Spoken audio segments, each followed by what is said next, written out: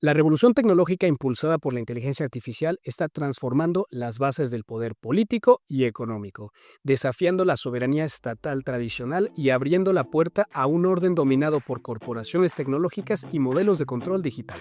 Hoy en Warrior Diplomacy hablamos del poder y la soberanía en la era de la AI y nos vamos a cuestionar si estamos viendo el fin del Estado o el auge de dictaduras digitales.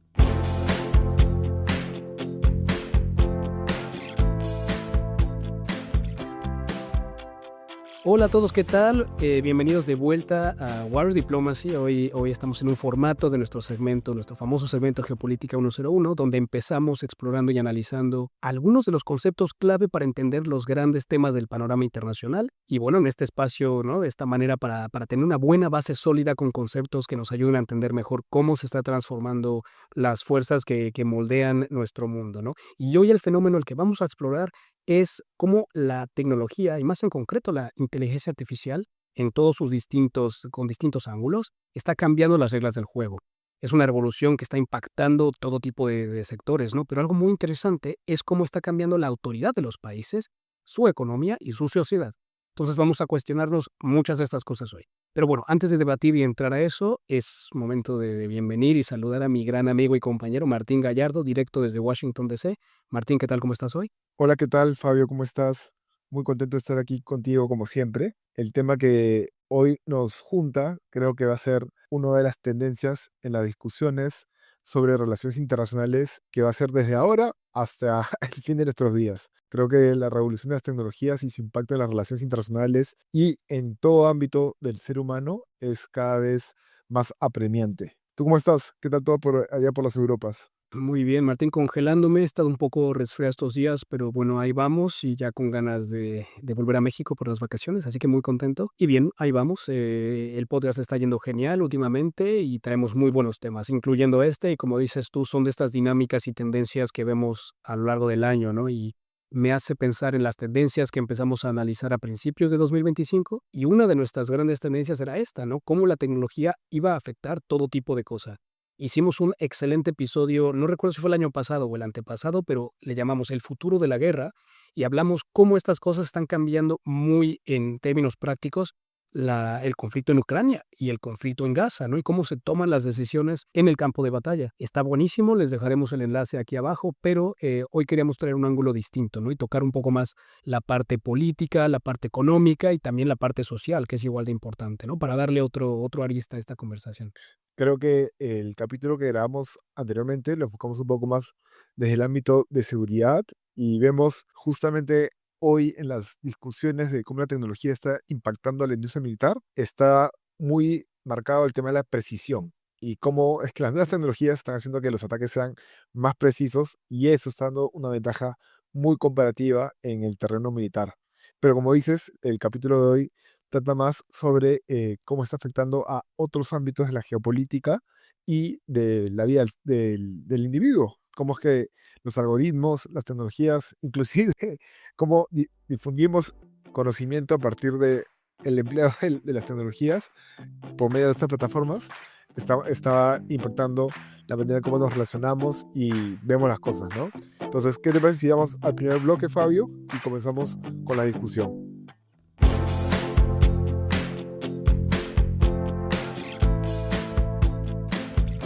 Pues Martín, entrando en este primer bloque, como es siempre tradición cuando tocamos nuestros temas desde la perspectiva como geopolítica 101 y explicando los conceptos, pues expliquemos uno que otro que tenemos aquí escritos para ilustrar nuestra irrupción de la inteligencia artificial y explicar cómo está transformando, cómo producimos, cómo trabajamos, cómo nos comunicamos, pero algo tan fundamental es cómo está alterando las mismas bases del poder político y económico, ¿no? La parte central de nuestro episodio de hoy.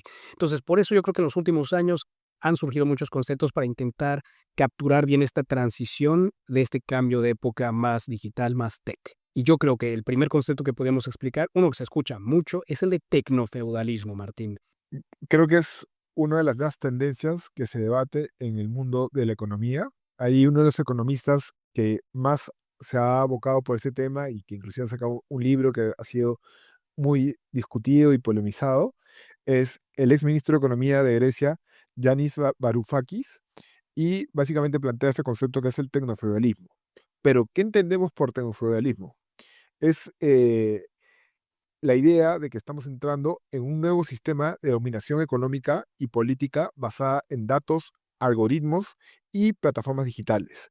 En este esquema, las grandes empresas tecnológicas funcionan como una especie de señores feudales digitales y están haciendo que toda la economía gire en torno a estas plataformas virtuales. Básicamente, hay estas grandes corporaciones que controlan la infraestructura y la información, capturan la atención de miles de millones de personas y poseen enormes volúmenes de datos personales desde los que compramos, hacemos y inclusive moldean cómo es que pensamos y entendemos la sociedad. Este control justamente les permite tomar decisiones que antes eran monopolios del Estado.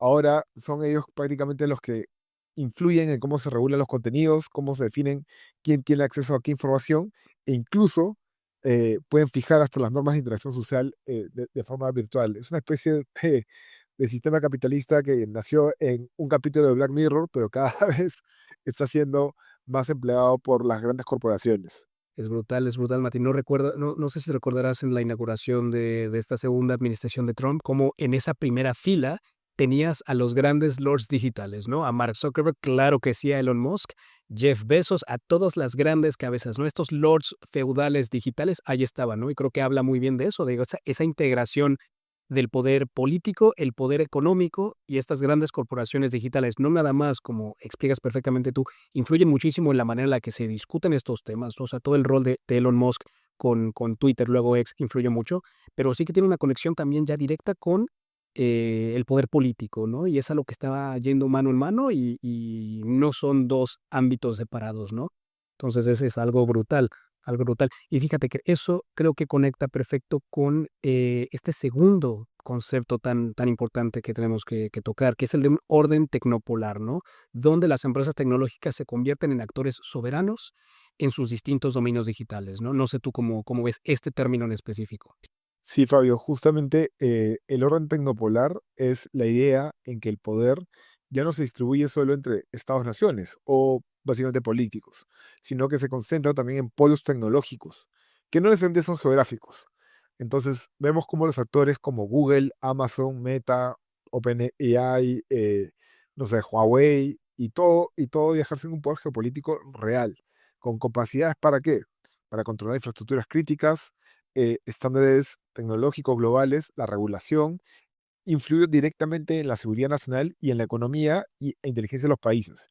Por ejemplo, eh, no sé, muchas negociaciones diplomáticos estadounidenses piden que los estados no empleen infraestructura de Huawei, siendo esta una empresa que sí, capital privado chino, pero también capital público chino, ¿no? Y hay mucha relación entre la parte tecnológica y la parte política. Vemos que inclusive eso se pone en temas de agenda, en discusiones de política del más alto nivel.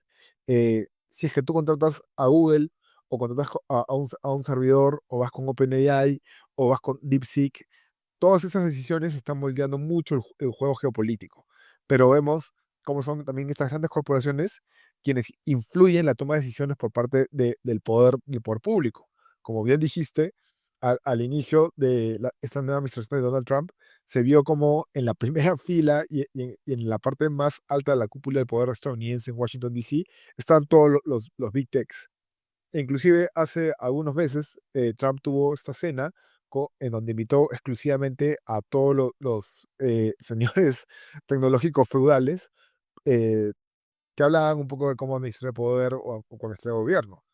Cosa que inclusive ha trascendido hasta los ámbitos judiciales, cuando ha habido este problema entre Brasil y la regulación con X y Twitter, y esto se llevó a otro plano entre choques entre Estados Unidos y la administración de Lula, ¿no? Entonces, vemos cómo las grandes corporaciones también están influenciando en el juego geopolítico del más alto nivel, cosa que antes no se veía. Entonces, si entendemos cómo el concepto de tecnofeudalismo y orden tecnopolar hablan entre ellos y están entrelazados, y cada vez la percepción de la política, de la geopolítica y las interacciones están más ligadas a ellos, es que se entiende como este nuevo mundo, estas nuevas reglas de juego están moldeando cómo es que se entiende este tablero de ajedrez del siglo XXI. Sí, sí, y en este tablero todos los actores quieren tener este centro tecnológico, ¿no? Este polo tecnológico en sus fronteras, ¿no? Por la interconexión de lo que es la defensa nacional y la seguridad, ¿no? Como que economic security, ¿no? La seguridad económica. Y al mismo tiempo también, yo que sé, a lo mejor la seguridad tecnológica, ¿no? De que si algún actor que te da los materiales críticos para construir o desarrollar cierta tecnología te empieza a hacer restricciones de ese componente, te puede destruir tu industria, ¿no? Entonces, dentro de estas conversaciones que tenemos en el podcast, mucho de lo que se habla es de eso, ¿no? De ese alentecimiento de la globalización, esa separación de la integración económica, porque los países, estos polos tecnológicos quieren asegurarse de que no puedan utilizar estas interdependencias económicas para restringir su desarrollo. Al final también la industria que más o de las que más fuertes están creciendo es la tecnológica y tanto los americanos, los chinos, los europeos quieren asegurarse a seguir teniendo cartas en el juego, ¿no? Y este es un tema que está llevando el poder a ciertos lados, ¿no? ¿Qué tan fuerte va a ser las peleas entre ambos bandos? Pues se irá viendo, ¿no? Pero creo que es muy interesante. Y Martín, un tercer concepto que también está interesante a tocar es el del capitalismo de la vigilancia, en inglés Surveillance Capitalism, y es un concepto que viene de un libro de una autora bastante famosa, Shoshana Zuboff, lo vamos yo creo que también a publicar en redes, un par de posts ahí que está muy muy bueno ese libro, bastante gordo, y Zuboff habla de un sistema donde la experiencia humana, ¿no? Lo que hacemos, lo que pensamos, se empieza a convertir en materia prima gratuita para ser analizada, monetizada y vendida. Es brutal, ¿no? Siempre en redes uno dice qué bueno que es gratis estar en Instagram, en Snapchat, en Facebook, pero al final es que estás pagando eso con tus datos, ¿no? Con darle también a un tercero la posibilidad de analizar a gran masa cómo piensa, cómo opera o qué parte de cierto público, cómo poder venderle, ¿no? Y al final así es como Google, como Meta, como otras empresas digitales capitalizan lo de sus usuarios, ¿no? Y está siendo brutal, ¿no? Al final todos nosotros utilizamos esto y se nos olvida que es un negocio como todo. Y si no eres tú el que está pagando, estás pagando de otra manera, ¿no? Y aquí hay un actor que está cambiando y modificando todo, revolucionando más, que es la inteligencia artificial, que amplifica todavía este modelo, ¿no? Hablabas de precisión hace rato, aquí precisión igual, mientras más preciso sea este algoritmo, más valioso va a ser el comportamiento humano como un producto. Y al final, ¿no? Hablando de estructuras económicas, esta es una brutal, ¿no? Big Tech y cómo se vende, ¿no? El e-commerce es también un fuerte pilar económico de nuestro sistema moderno, ¿no? Y es fuerte también a tocar acá. No sé tú cómo lo ves. No solamente está con el e-commerce, sino esta información y esta data que también habla su voz está relacionada a las democracias y cómo es que votamos. Muchos de los votantes jóvenes pasan mucho de su tiempo en TikTok, Instagram, Facebook, en todas las redes sociales, y entonces los algoritmos saben qué es lo que tú ves. Entonces tú le puedes vender a las compañías de marketing político eh, esta cantidad de usuarios que es tu padrón electoral o tu grupo votante, sigue este tipo de páginas. Si tú quieres penetrar que tu información penetre a estos usuarios, tienes que invertir tanto dinero en estos anuncios que van a impactar en la manera en cómo ellos ven las cosas y cómo es que reciben el mensaje. Y claro, va tanto en la mano del ámbito privado y la venta de comercio, e-commerce o comercio digital, pero también impacta en la manera en cómo se ve la percepción política de las cosas. Entonces, vemos que, como tú bien dices, cada vez que entramos a ver una página en Instagram, cada vez que buscamos Guarro Diplomas en Instagram o en Spotify, el algoritmo sabe qué es lo que está viendo. Entonces relaciona, esta persona le gusta relaciones internacionales, entonces le puedo vender a usuarios que venden libros de relaciones internacionales, a maestrías que venden programas de relaciones internacionales. Esta persona escucha este grupo o esta persona sigue a estas personas que están relacionados con todo este ámbito, entonces todo está interconectado. Al final, cada vez que usamos, como bien dijiste Fabio, entre comillas, de manera gratuita, las redes sociales, estamos pagando con nuestra información y alguien sabe qué es lo que estamos haciendo, qué es lo que estamos viendo. Y ahí te termino con un mensaje que una vez me dijo un profesor. eh, Todo lo que está en tu celular y todo lo que tú tienes en tu celular es público. O sea, alguien sabe y alguien maneja y alguien traquea como es que tú estás viendo las páginas que ves, cuánto tiempo ves en cada página, cuánto tiempo de tu atención le destinas a cada video y eso termina impactando en cómo es que esa información es vendida a grandes corporaciones que lo usan para otros fines. Total. Y fíjate, aquí en Europa últimamente hay un discurso, bueno, aquí en Europa y en todo el mundo, en este discurso tan fuerte entre las regulaciones y abrir posibilidades para que estas empresas desarrollen sus algoritmos y sus maneras tan innovadoras de gestionar, de vender, de mover productos, ¿no? ¿Y dónde está el usuario, no? ¿Dónde están los derechos del usuario allá en medio? Aquí en Bruselas se conoce como la GDPR, ¿no? La GDPR, la Regulación de Protección General de Datos. Es un sistema que está muy bien impuesto en el continente europeo y se trata de exportar un poco, que básicamente es eso, ¿no? Que haya maneras de que los usuarios tengan privacidad de sus datos y que no sea tan fácil para los terceros extraer ese oro negro, ¿no? Ese oro moderno. ¿Y qué ocurre? Que en lo que hablamos de esa conexión entre las corporaciones tecnológicas americanas y el poder político y económico de Estados Unidos, están tratando de evitar que haya más regulaciones, todo lo contrario. Y tengo muchos amigos que trabajan en esta industria, que su trabajo de los últimos 5 o 6 años se está viniendo para abajo. ¿Por qué? Porque cambió la prioridad política y porque Estados Unidos tiene muchas herramientas de hacer esa coerción política y económica a Europa, ¿no? Y esto es uno de muchísimos casos, ¿no? Y creo que hablar de ello es súper interesante, a lo mejor hasta poder dedicarle un episodio completo a ese tema en particular. Pero bueno, hoy tratamos de tocar varios aristas, ¿no? Y un cuarto y último concepto para hablar hoy es uno que me encanta, el de dictadura digital, ¿no? Eso es ya llevar esto al extremo y es cuando vemos que los algoritmos y los datos se empiezan a convertir en instrumentos de poder. No es nada más de controlar la información, sino que ya es vigilar, es predecir, es moldear los comportamientos a una escala masiva de tus poblaciones, algo que antes estaba muy limitado al ámbito estatal o militar, pero ahora en su forma más extrema en países autoritarios como en Rusia, en China, en Corea del Norte, se ve. Y esto da lugar a lo que, te digo, se llama una dictadura digital. Y es un sistema bien interesante de cómo esta tecnología permite al país, permite al régimen en poder ejercer control sobre su población de una manera tan efectiva, ¿no? Lo hablamos, ¿no? Mezcla el concepto anterior de esta capitalismo de vigilancia, o sea, poder tener acceso a cómo la gente se mueve online, qué buscan, qué tal. Es es una mirada directa a cómo operan, cómo piensan, ¿no? Y te lleva a cuestionarte hasta dónde la tecnología va a evitar, ¿no? Ese resurgimiento de la libertad y más cosas, y va a ser todo lo contrario, ¿no? Como el reconocimiento facial, la censura automatizada y sistemas de crédito social pueden afectar tanto a una sociedad, ¿no? Y eso es algo que a mí me da mucho miedo. No sé tú cómo lo ves, Martín, no sé si has ido a Corea del Norte, creo que no, pero ¿cómo lo ves tú? No digo Corea del Norte, pero definitivamente, como bien señalas, creo que estos señores tecnofeudales, no digo que todos, pero también hay grandes corporaciones que han venido o han pactado con gobiernos más autocráticos y que influyen en la manera en cómo se ejerce la política.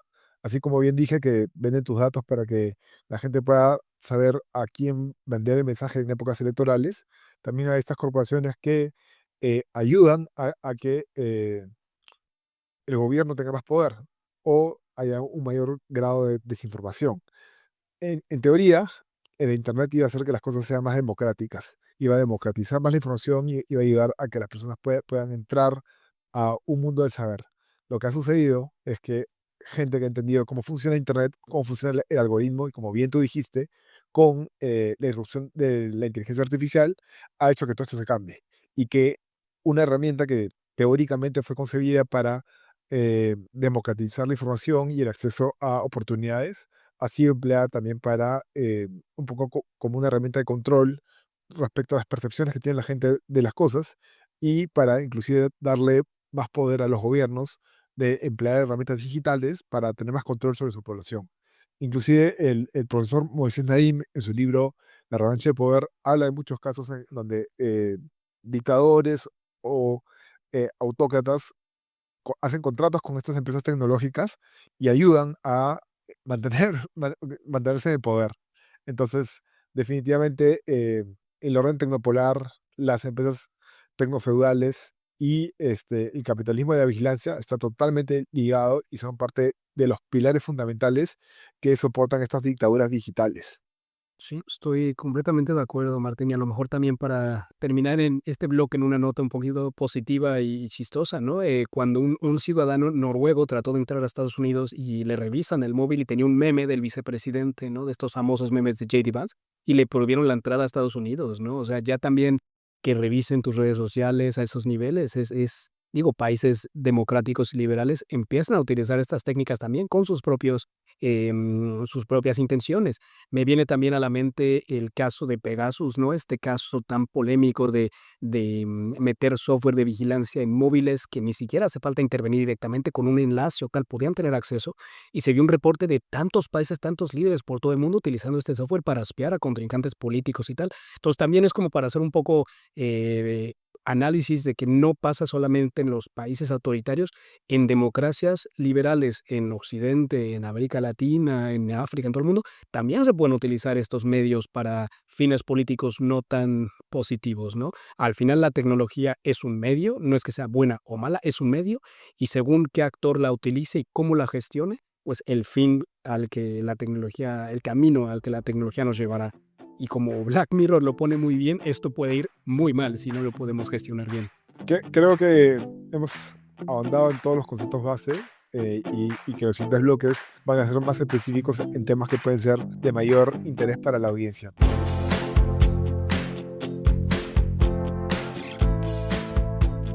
Hasta ahora hemos explorado cómo los conceptos clave nos permiten entender cómo la inteligencia artificial está transformando el poder y la autoridad, pero es verdad que el poder político no se mide solamente en conceptos e ideas, sino cómo se ejerce realmente esta relación entre el Estado, la tecnología y la ciudadanía.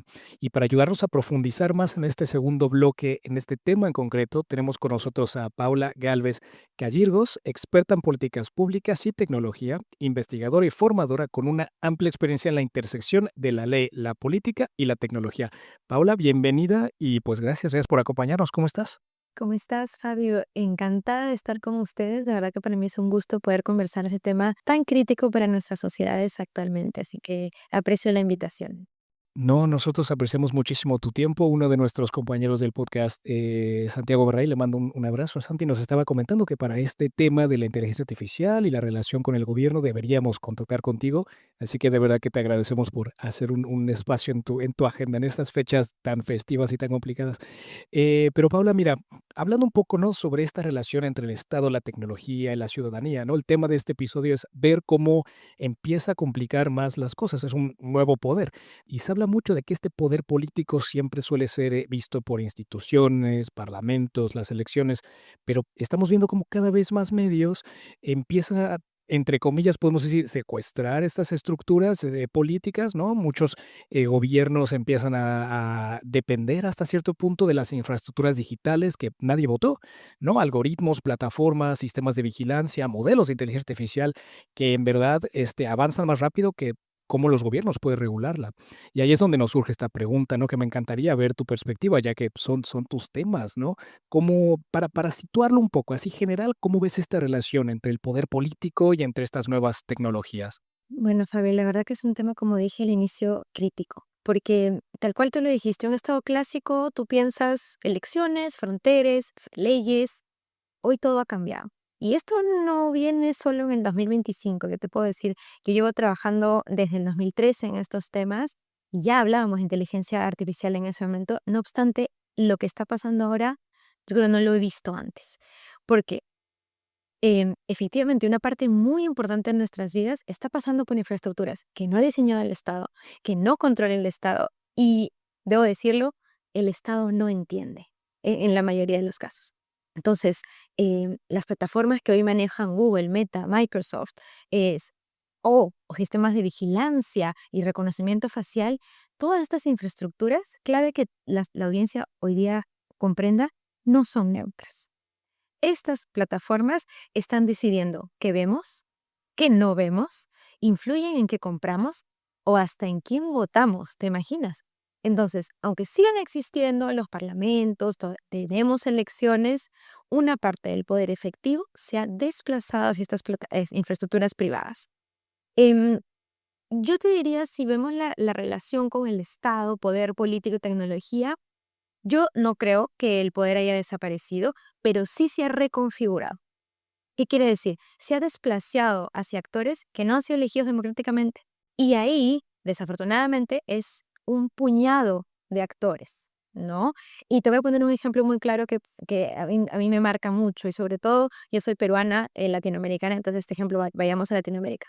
Un gobierno diseña una política de empleo, ¿cierto? Y esta se implementa a través de oficinas públicas, pongamos un ejemplo, Ministerio de Trabajo. Esto era antes. Hace unos años, una plataforma como Uber o Rappi, que organizan ahora gran parte del empleo urbano con un algoritmo que fija las tarifas, los tiempos, las penalizaciones o incluso hasta quién le lleva una oportunidad de tomar un trabajo. Todo eso lo está haciendo esas empresas privadas. El Ministerio de Trabajo en algunos países ha llegado después, bastante tarde, a tratar de regularlo. En otros países todavía ni siquiera se han establecido las reglas, ¿cierto? Solo para darte un ejemplo de cómo la transformación del poder político se está dando.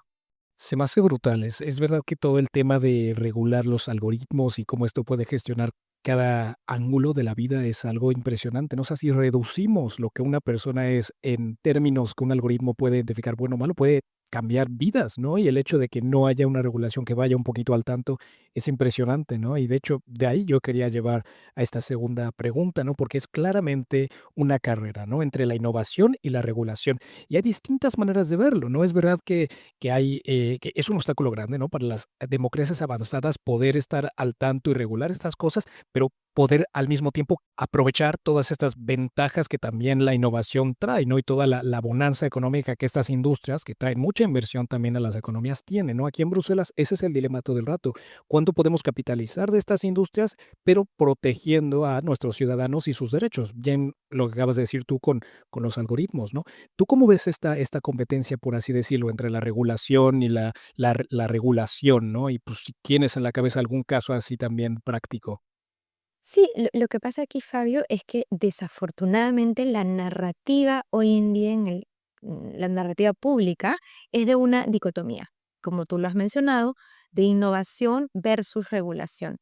En mi opinión, es una falsa dicotomía que desafortunadamente con el inicio de la segunda administración de Donald Trump se ha instituido aún más. Y te estoy hablando, en febrero de este año, yo vivo en París, en Francia, se realizó el AI Action Summit. Em, em, Vino el vicepresidente americano a dar un keynote, unas primeras palabras en donde a todas las autoridades presentes habló de esta excelente, bueno, dicotomía que él dice y mencionando de cómo con la Unión Europea, con su reglamento, el AI Act, ¿no? Esta ley de inteligencia artificial, estaban matando, aniquilando un ecosistema de inteligencia artificial y de tecnología que podría en un momento surgir. Em, y esto tiene efecto, Fabio, desafortunadamente. Al día siguiente, Ursula von der Leyen anunció que iban a tratar el EU AI Act con una mirada innovadora. Y ahora, hace poquísimas semanas, la Comisión Europea ha presentado este ómnibus digital con las propuestas para simplificar regulaciones, ¿cierto?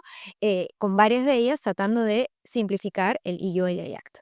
Ahora, creo que hay varios temas que tenemos que desmenuzar aquí. Y creo que la primera idea ya la dejé clara en el sentido de que no nos vayamos por esta falsa creencia de que es una dicotomía, porque em, innovación, y te habla alguien que ha trabajado en sector privado, yo he trabajado en Microsoft y he trabajado para otras empresas privadas, justamente en políticas públicas, tratando de defender lo que es la autorregulación. Y bueno, conozco y creo que todos pasamos por distintas experiencias profesionales, eso a mí me hizo crecer mucho. El día de hoy yo trabajo de manera independiente y con una organización de sociedad civil que me hace tener una mirada más completa, ¿cierto? Porque además he contribuido con organizaciones internacionales como la OCDE y UNESCO, entonces te digo, yo puedo tener una mirada crítica bastante objetiva de esto y en ese sentido, tener regulación ante estas tecnologías que avanzan a pasos agigantados y que tal como lo hemos mencionado hace un momento, llegan a controlar ciudadanías enteras que no han decidido por esto, que no es democrático en realidad, lo pueden controlar y aún más puede existir también estados que sí controlan tecnología y que puede convertirse en una dictadura digital, ¿no? Que luego podremos conversar sobre esto. ¿Qué pasa cuando tenemos una regulación? Generamos más certidumbre jurídica, con lo cual, si pensamos en una mayoría global que está interesada en tener competitividad, un ecosistema de emprendimiento creciente, tú le permites a estos emprendedores tener certeza en cuanto a qué es lo que espera un Estado para los nuevos desarrollos. Entonces, cuando hablamos de inteligencia artificial, tenemos que pensar, y aquí voy a mencionar unos 3 principios básicos, por ejemplo, ¿no? Que es justicia, y eso me hace pensar a tenemos que desarrollar un sistema que no va a tener errores en cuanto a prejuicios, ¿no? Porque si yo entreno mi sistema de inteligencia artificial con información que ha venido solo del norte global y que normalmente estamos hablando de hombres caucásicos, ¿no? No va a tener un impacto en mujeres, en otras poblaciones más vulnerables, que incluso de repente no hablan un mismo lenguaje y va a discriminar. Entonces, justicia. Es claro que si un gobierno decide las normativas, va a ayudar a los ingenieros a que lo hagan. No obstante, esto no existe. Otro ejemplo del principio que te decía, explicabilidad, que viene junto con transparencia. Hasta el día de hoy los sistemas de IA son cajas negras. Eh, Muchas veces ni siquiera los mismos desarrolladores pueden decirte cómo un sistema llegó a tener una decisión. Pero democracia, Fabio, es poder entender y acceder a información, que una ciudadanía pueda decir, yo quiero reclamar y quiero entender cómo llegaste a esa decisión. ¿Por qué en el sector, pensemos, salud, decidieron que esta persona accede a este tratamiento y esta persona no? Este, entonces, a lo que voy es, no pensemos más en esto porque una regulación definitivamente sin copiar y pegar modelos, porque yo pienso en Perú, que no tiene unas espaldas tan fuertes como una Unión Europea para tener un AI Office, ¿no? Una oficina de inteligencia artificial. Pero según el contexto, las reglas tienen que estar claras desde ya. Eh, y para ir a un punto que creo que es súper importante también, porque muchas veces de repente alguna persona puede estar pensando, Paola se está olvidando del software libre, porque claro, pensamos en inteligencia artificial, las soluciones de las gigantes tecnológicas. ¿Qué está pasando con el software libre, Fabio? Un tema también un poco desafortunado, porque surge a un inicio como un contrapeso ante estos sistemas propietarios que en muchos casos se ha visto, gobiernos han decidido año tras año, decisión tras decisión, contratar un sistema propietario que define, por ejemplo, que el sistema de los hospitales van a tener tal sistema y eso nos hace dependientes porque solo van a trabajar con X, Y, Z sistemas y que luego resulta extremadamente caro poder cambiar de plataformas, si estamos hablando de una nube pública, por ejemplo, cambiarse de nube es posible técnicamente, pero es extremadamente caro, con lo cual no lo hace. Y eso sigue haciendo que un mismo proveedor siga teniendo los sistemas públicos, ¿no? Entonces, bueno, volvemos a software libre. Uno dice, excelente contrapeso. Lo que está pasando ahora es que empresas como Meta, Microsoft, publican una parte de sus sistemas en software libre. ¿Y qué es lo que hace? Que los desarrolladores se monten en esto y entonces aún así seguimos siendo dependientes de estas gigantes tecnológicas. Es impresionante, de verdad voy a tratar de hacer, de agarrar todos estos hilos que dices, porque creo que tocas un buen de temas re interesantes. Ese último de las dependencias es brutal, es que siento que se habla mucho, ¿no? A nivel de la política internacional, como los países deben de empezar a romper con esas dependencias de todo tipo, energéticas, eh, en este caso, no tecnológicas, y es impresionante ver cómo progresa la industria y el sector tecnológico como tal, y cada vez hay más dependencias que se van creando, ¿no? No nada más con los materiales para las baterías, ¿no? Todo lo que es los minerales críticos, sino los mismos sistemas que se usan. Y fíjate, la primera parte del episodio de hoy hablábamos de algo llamado el orden tecnopolar, ¿no? Donde se empiezan a concentrar fuertemente no solamente el poder, sino el know-how, ¿no? La manera de gestionar esto en lugares muy precisos. Nuestro continente, América Latina, lamentablemente no no es uno de esos órdenes tecnopolares, entonces vamos a terminar dependiendo de ciertas maneras de otros sectores, ¿no? Y tocando un poco, Paula, el hilo narrativo de este segundo bloque, quería pasar un poco la conversación a sobre esta cuestión de los distintos campos del panorama, ¿no? En un lado, un estado menos fuerte, ¿no? Donde los algoritmos cada vez tienen, y las compañías que los gestionan tienen más poder, pero por el otro lado, cuando los estados sí que son lo suficientemente fuertes para captar toda esta innovación, todas estas tecnologías y usarla para su propia beneficio, ¿no? Y me vienen a casos en la mente como en China, como en Rusia, donde utilizan las nuevas tecnologías, la inteligencia artificial, para transformar y concentrar el poder todavía más, ¿no? Y de vuelta en el primer bloque hablamos del término una dictadura digital, ¿no? Que es básicamente eso, cuando los regímenes concentran todo esto y lo utilizan para a lo mejor coercionar a sus ciudadanos o vigilar a sus ciudadanos.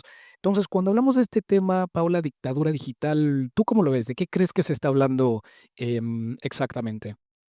Sí, Javi, creo que ese es un tema importante que sobre todo todas las personas deberíamos conocer para identificarlo, ¿no? Y ese momento tú decías para coercionar, yo te diría sí, no obstante, va con temas más simples que muchas veces pasa por desapercibido, ¿no? Y si para hacer otra vez el contraste, un autoritarismo tradicional, uno se va a sentir inmediatamente coercionado porque tienes un gobierno que te controla la calle, que controla medios de comunicación, sindicatos, ¿no? El miedo es visible en la persecución, censura directa. En un autoritarismo digital, yo diría que es más peligroso porque controla los datos de la población, las comunicaciones digitales, las plataformas por donde circula la información y el control es invisible porque la vigilancia es permanente.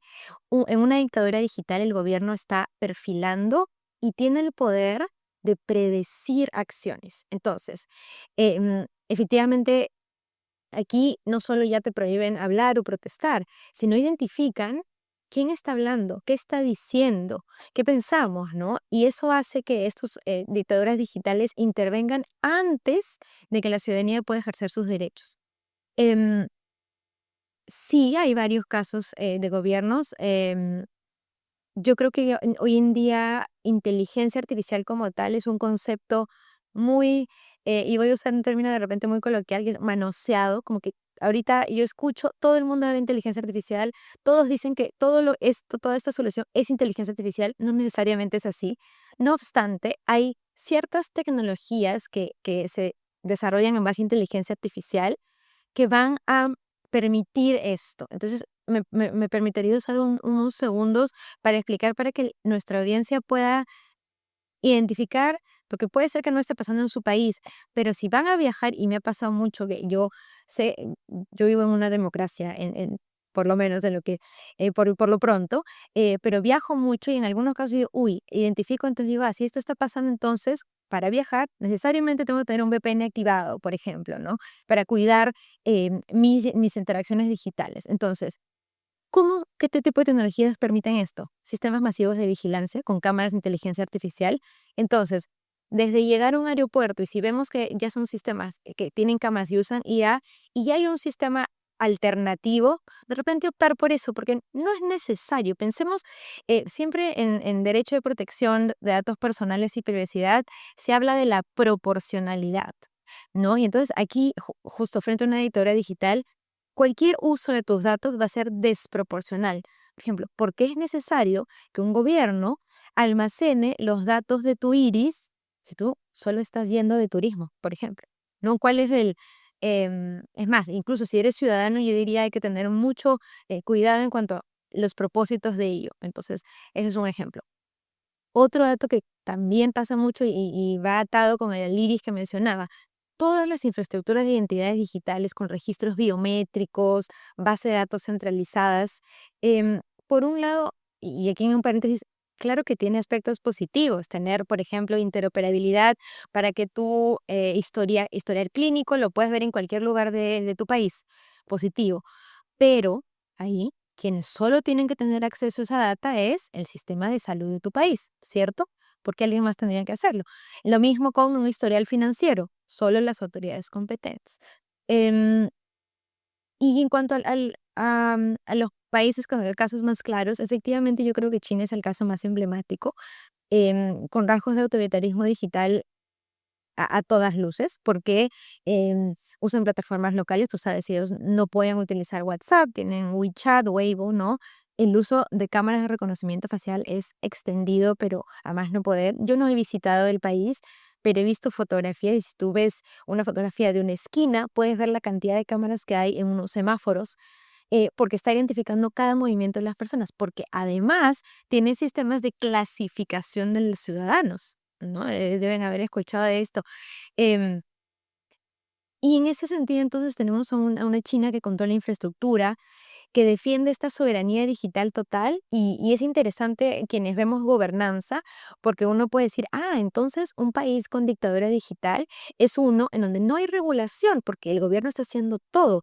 Bueno, en este caso de China es interesante, ellos sí han sacado una regulación, de hecho de los primeros en sacar regulación para inteligencia artificial generativa, como lo es, puede ser un chat GPT, Gemini Copilot.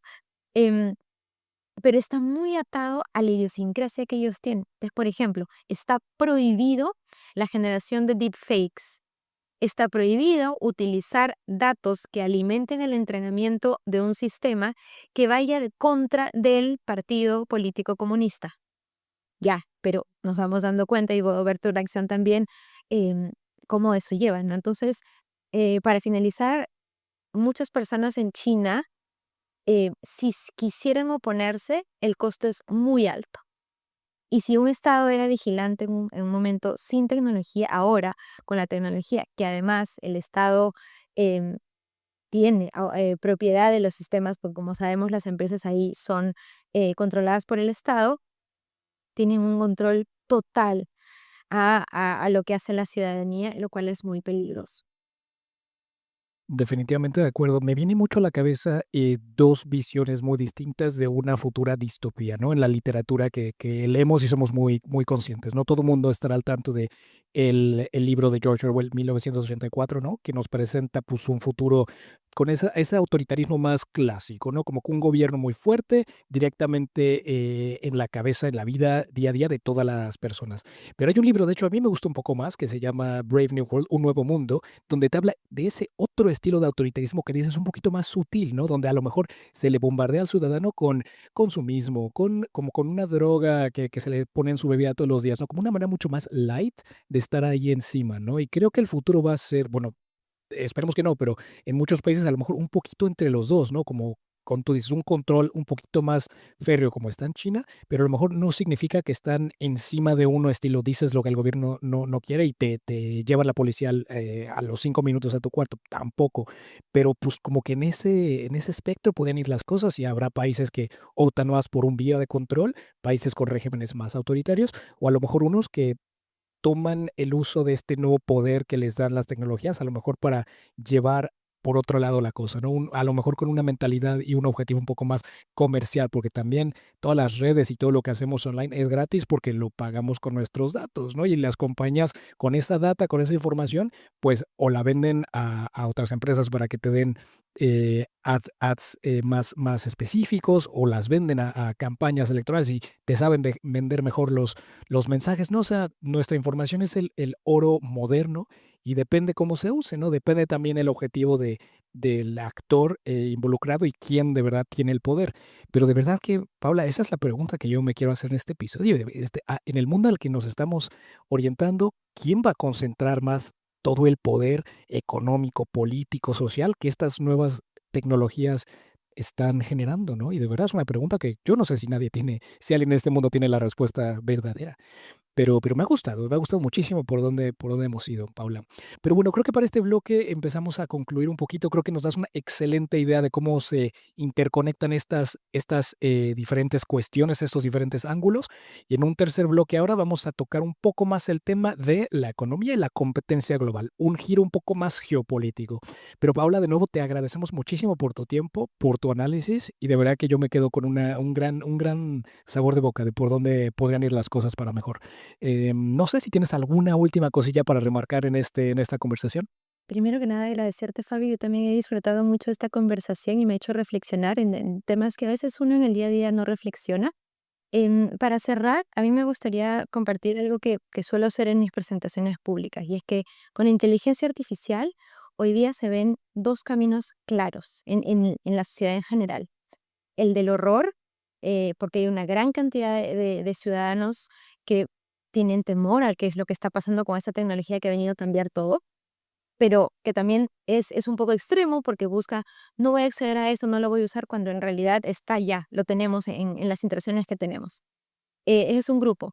El otro camino que veo muy común también es este hype, ¿no? De tengo que usar inteligencia artificial para todo porque si no me lo voy a perder, mi empresa se va a quedar atrás, dejo de ser productivo en mi trabajo. Entonces, tienes el horror y tienes el hype, pero ninguno de los dos extremos es positivo. Yo que trabajo en este ecosistema, les propongo una tercera H que desafortunadamente es en inglés, la de hope, pero en realidad es un poco de esperanza. ¿Por qué? Porque yo, si bien creo que hay una soberanía que se está viendo afectada, ¿cierto? Un poder que deja de recaer en los estados en donde que nosotros hemos votado democráticamente y ya tenemos tecnologías que nadie eligió y que nos están controlando mucho, pero creo todavía que tenemos que ser optimistas y que debemos ser muchos los optimistas para ejercer esa influencia o empezar a quienes toman las decisiones. Se empieza de a poquito, porque soberanía digital no es individual, yo creo que es colectivo. Y pensando, espero y quienes nos estén escuchando vienen también de una mayoría global, de repente muchos de Latinoamérica, empujemos para que usemos más sistemas de nube pública, pero nube pública en serio, y ese de lo que se pueda, empecemos a usar software libre. Que se empuje, y si es que nos están escuchando personas que tienen el poder de decisión en políticas públicas, busquemos estándares comunes de inteligencia artificial, datos y ciberseguridad de manera regional. Esa es la manera, en mi opinión, como una Latinoamérica, como un sudeste asiático unido, busca un mercado común digital y puede ver la manera de contrarrestar lo que hoy Silicon Valley y China están haciendo, ¿no? Yo sé que algunos pueden decir, Paola, qué ingenua, pero pensemos a trabajar porque de alguna manera tenemos que cambiar que esta guerra de geopolítica y guerra de poder se está dando en nuestra economía digital actualmente, y si no hacemos nada, vamos a quedar rezagados y de lo que una brecha que ya existía va a agrandar mucho más. Y no puede ser por nosotros. Tenemos mucho por dar en la mayoría global, así que tengamos una señora feminista. Gracias, Fabio.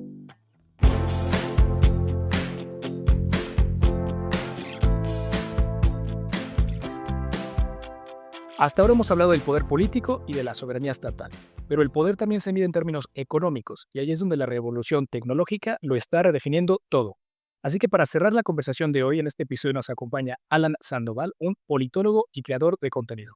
Alan, es un verdadero gusto contar contigo para esta conversación sobre este tema tan crucial de nuestros tiempos, que en verdad yo llevo rato siguiendo tu contenido y como te comentaba, me dejas en más de un video reflejando sobre el papel y el desarrollo exponencial de todo este desarrollo tecnológico, ¿no? Y el destino de la sociedad. Así que te agradezco un buen por tu tiempo. ¿Qué tal? ¿Cómo estás? Todo bien, Fabio. Aquí gracias por recibirme en Warrior Diplomacy. La verdad, mucho gusto, me da gusto poder colaborar con ustedes y listos para las preguntas que nos vamos a echar, la conversación que nos vamos a aventar. Y sobre todo, pues también saludar a los que nos estén escuchando. Pueden seguirnos en redes. Que se viene una buena conclusión a este episodio, ¿no? Pero ahora toca lo bueno de nuestro podcast, que es temas más geopolíticos que económicos, ¿no? Y Alan, los dos lo sabemos, el nuevo oro no es el petróleo, es el silicio, son los microprocesadores, las tierras raras que alimentan esta industria, ¿no? Y aquí yo creo que la pregunta clave es cómo esto está configurando el poder económico mundial, ¿no? Así que para situarnos, Alan, desde tu perspectiva, ¿cómo crees que la tecnología cambia estas dinámicas económicas y pues de gobernanza en general en términos económicos? Para empezar, yo creo que la inteligencia artificial y esas tecnologías avanzadas que estamos viendo hoy en día, pues sí, está reconfigurando la economía global a través de varios ejes, marcando una transición de poder que podríamos llevarlo desde de economías más tradicionales a unas economías más tecnológicas. uno de los ejes que estamos viendo más fundamentales o importantes es la concentración del poder tecnológico. Como tú mencionabas, el tecnofeudalismo observa una concentración del poder tecnológico en un número reducido de empresas que controlan infraestructuras críticas desde la generación de la energía hasta el almacenamiento de datos, hasta la tecnología que está dentro de esos almacenamiento de datos y todos los procesos que van entre medio para que tú puedas usar un ChatGPT. Hay diferentes infraestructuras críticas, como mencionaba la nube, el desarrollo de los modelos de IA, la fabricación de semiconductores, y estos actores están ganando una influencia estratégica que históricamente, pues tal les correspondía al Estado, ¿no? Brindar energía, brindar seguridad, porque hay muchas empresas que utilizan modelos de IA para temas de tecnología, para temas de militares, llevando una creciente dependencia de los países a estas corporaciones, digamos, muchas veces muchísimo más ricas que los propios países, ¿no? Pues sobre todo países con una explotación masiva. Luego los otros nuevos ejes de competencia internacional se han desplazado de la esfera industrial, como mencionaba, a la tecnológica, donde la capacidad de innovación se convierte en el principal motor de crecimiento y diferenciación económica. Sin embargo, sobre esto hay mucho bluff, hay una burbuja que se está viendo, que lo menciona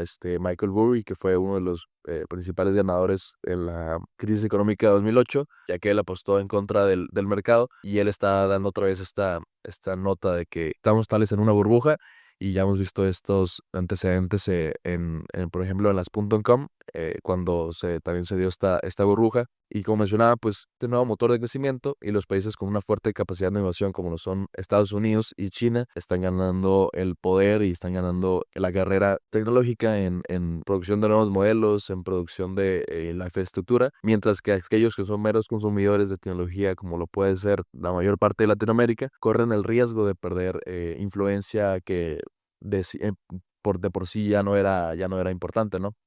Y también estamos viendo pues igual una gran desigualdad y brecha digital entre estos países y estos bloques, ya que vamos a ser dependientes de países y luego vamos a ser dependientes de empresas que están dentro de esos países. Entonces hay mucha relación, podemos verlo con la cena que hizo Donald Trump hace unos meses con todos los empresarios y CEOs de empresas tecnológicas como Nvidia, como Google, como Meta. Ahí se están dando estas dinámicas de poder y tienen que alinear pues las metas entre ellos. Justo recientemente New York Times tiene esta clasificación de la persona del año, ¿no? Y este año la persona del año es todos los constructores, arquitectos de la inteligencia artificial, que le llama The New York Times, como Sam Altman, Adonis Mosaic de Anthropic, Demis Hassabis de Google DeepMind, entre otras empresas. Puntos, Alan, súper interesantes. Voy a tratar de responder a ver uno por uno como puedo, pero si algo puedo resumir un poco de por dónde vi tu intervención es esa concentración del poder tecnológico, y me encantó lo que dijiste. No es nada más una concentración en ciertos países muy específicos, un polo norteamericano, un polo asiático en China, y no solamente eso, sino cómo se concentra el poder ya en empresas privadas, ¿no? En individuos personales con sus intereses económicos, pero ya con muchísimo en el juego, ¿no? En el juego político y económico. Y me viene a la cabeza, por ejemplo, pues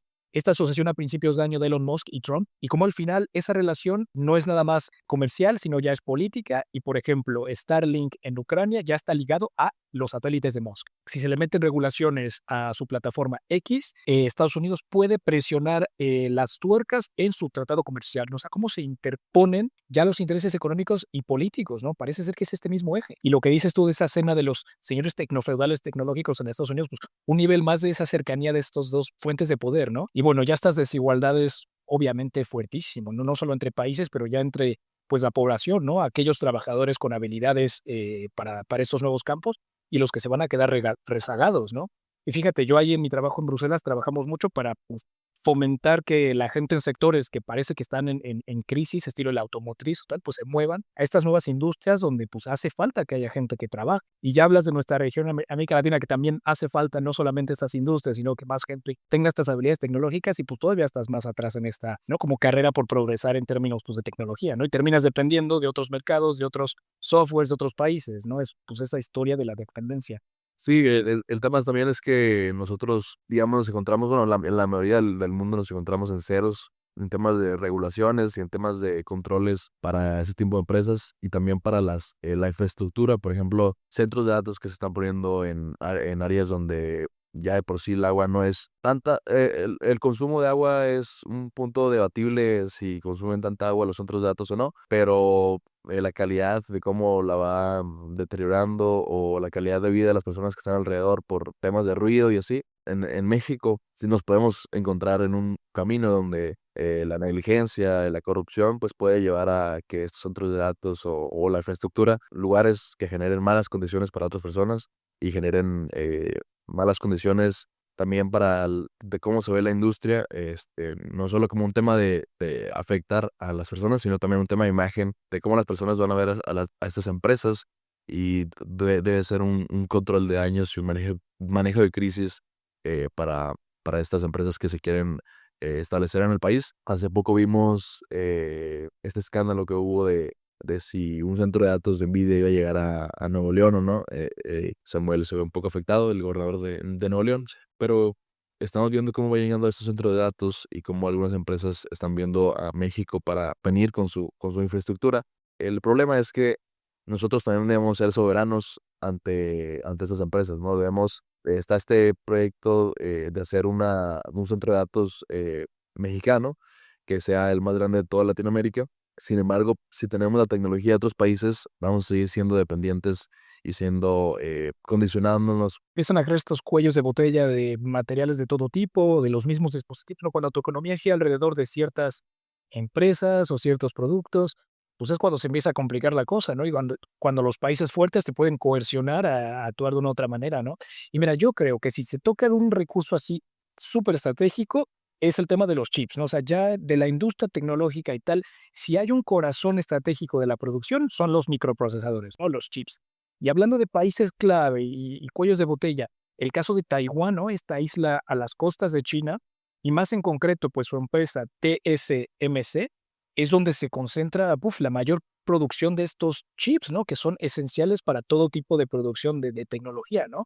Entonces, cuando toda la industria está sostenida por algo tan específico, es también ese cuello de botella peligroso y un conflicto en Taiwán podría afectar, ¿no? Toda esta industria, todo este progreso. Claro, claro. Tú, Alan, sé que has tocado el tema, ¿cómo lo ves? Sí, claro, esta empresa que mencionas, TSMC, es, digamos, la única que tiene el derecho de poder utilizar las máquinas de ASML para producir estos chips, donde ahí se produce, pues sí, un tema de geoeconomía, porque vemos cómo se han utilizado los aranceles para justo bloquear precios de todo el mercado, es decir, les ponen los precios a los productos básicos para producir las tecnologías avanzadas, pues toda la industria va a sufrir precios y va a sufrir cambios que los resentimos los consumidores. El principio de libre mercado pues no se lleva a cabo, ¿no? Porque al final se utilizan estos aranceles para poder ir manipulando el mercado y ir manipulando las condiciones en las que la industria va trabajando. Y por ejemplo, Latinoamérica también es un factor muy importante dentro de esta industria, pero en lo más bajo, digamos, de la cadena de producción, tenemos el triángulo de litio, ¿no? Entre Chile, Bolivia y Argentina, que sobre todo estos recursos de litio los tiene Bolivia en el Salar de Uyuni y esas áreas. Los países latinoamericanos deben tener la soberanía para poder utilizar sus recursos como les plazca, digamos, sin condiciones de otras empresas extranjeras, justo poder ser soberanos de estas nuevas tecnologías que si bien estamos muy retrasados, debemos ser soberanos para no ser dependientes en un futuro y ser aún más desiguales en el futuro, ¿no? La supuesta derecha en Bolivia, entonces, en Argentina también, en Chile está entre Cas y Jara, entonces, toda área ya la está dominando, digamos, la derecha, lo que se puede dominar como la derecha. Entonces, estamos viendo que tal vez ahí es muy importante ese recurso y esos tipos de aliados para toda esta cadena de producción. Pensamos que América Latina no tiene como un stake, ¿no? Una carta en el juego, y claro que sí, este triángulo de litio que dices es interesantísimo, y es verdad que las dinámicas políticas ahí puede cambiar cómo se nacionaliza o se privatiza este recurso tan crucial. Ahorita está privatizando muchas de las empresas estatales, entonces no sería raro ver, o por lo menos yo no he visto que hablen tanto de litio, pero no sería raro ver que suceda. Más ángulos de esta carrera por la, pues no te quiero decir por ganar, porque no es que se pueda ganar una competencia geopolítica o económica, pero pues es el que desarrolla más, el que puede sacarle más provecho económico, crecer más su economía, ya son muchas cosas a tocar, ¿no? Pero pues cómo se empiezan a reestructurar estas cadenas de suministro a nivel global es impresionante y obviamente pues los países tienen que ser soberanos de pues, estos sectores críticos que alimentan estas industrias y pues evitar caer en dependencias de ese estilo, ¿no? Hay un riesgo grande que algunos investigadores han dicho, debido a la necesidad de Estados Unidos de ganar la carrera tecnológica y también la necesidad de China de ganar la carrera tecnológica, se pueden saltar ciertos principios éticos que debe tener la inteligencia artificial para que ésta no te domine y no salga como de tu control, ¿no? Al final puede ganar cierta autonomía y no piensen sobre su propia cuenta, sino bajo principios que nosotros regulamos y nosotros establecemos. Esta necesidad de ganar la carrera tecnológica puede afectarnos en un futuro si no tenemos las condiciones y tenemos las normas suficientes para poder controlarla, ¿no? Es muy interesante y también vuelves a tocar el tema de esta soberanía de este espacio, ¿no? Pues también no quieres depender de software de otro país que, bueno, puede a lo mejor meterse por ahí en tus infraestructuras críticas, ¿no? Recuerdo hace unos años que el tema era mucho con Huawei, ¿no? Este sistema de telecomunicaciones chino y cómo los americanos y otros países occidentales estaban tratando de quitarlos de cualquier infraestructura crítica o con el miedo a que puedan meterse ahí, ¿no? Y tener software pues de espía o yo qué sé, sabotear, ¿no? Como que pues te abres un poco a esos riesgos, ¿no? Y sí, bueno, si ya tocas el tema de la vigilancia, tal, los datos, lo decimos, también es este nuevo oro moderno y pues darle estas facilidades a empresas extranjeras o simplemente a cualquier tipo de empresa, pues te quita también esa soberanía pues personal o de tu propio comercio, ¿no, Alan? Oye, gran conversación, Alan, o sea, es que al final, en este episodio que son 20 minutos por sección, pues siempre termino y me dan ganas de seguir hablando una hora y media, pero a ver si a lo largo de este año 2026 nos echamos otra llamadita como más en específica, porque demasiados aristas, Alan, a tocar. Es que el tema del desarrollo tecnológico es impresionante y hay de dónde sacarle. Yo le animo a los oyentes que no te conozcan, a seguirte y que pues también escuchen tus videos donde hablas pues, más a detalle en todo esto, ¿no? Sí, ahí pueden seguirme como Alan Sandoval punto bien bajo en Instagram, pero sí, justo cada ciertos meses esto avanza muy rápido, entonces en 3 meses tal vez las cosas son diferentes, no se diga en un año. Entonces, sí, hay que echarnos otra plática en mi futuro en el 2026 ya y a ver cómo ha evolucionado. Te agradezco, man, por tu tiempo, por tu análisis. Digo, de verdad que nos queda corto 20 minutos para tocar el tema más importante, creo yo, del debate global económico político. O sea, por eso queremos terminar 2026 con un tema un poco más transversal, ¿no? Algo que toque todos los aristas y pues la tecnología es claramente, ¿no? Creo que es un episodio muy potente, pero bien dices tú, creo que el año que viene nos podemos echar una charla más extendida para desarrollarlo más, ¿eh? Bueno, como al final hemos explicado bien, el progreso tecnológico, la inteligencia artificial, no solo son herramientas, son el nuevo terreno donde se disputa el poder y lo que está en juego no es nada más este campo tecnológico, ¿no? Sino la misma forma de cómo los estados, las economías y las sociedades se organizan, toman decisiones y gestionan su futuro, ¿no? Queda por ver si los estados van a lograr adaptarse, si estamos entrando en una nueva era donde las fronteras entre lo público y lo privado, lo nacional o global, pues se volverán prácticamente invisibles, ¿no? Un mundo donde las reglas están cambiando mucho. Alan, te agradezco un buen porque con esto terminamos nuestro episodio, terminamos pues 2026, los episodios temáticos del podcast y bueno, ha sido un recorrido intenso. En 2026 tendremos más temas que tratar y nada, a todo el mundo que nos escucha, muchísimas gracias por estar con nosotros. Es un proyecto pequeño y pues la comunidad es importantísima, ¿no? Que piensa a lo global. No es un adiós, es ni mucho menos, ¿no? Nos vemos a finales de año, el año que viene y pues nada, Alan, de verdad te agradezco un buen por tu tiempo.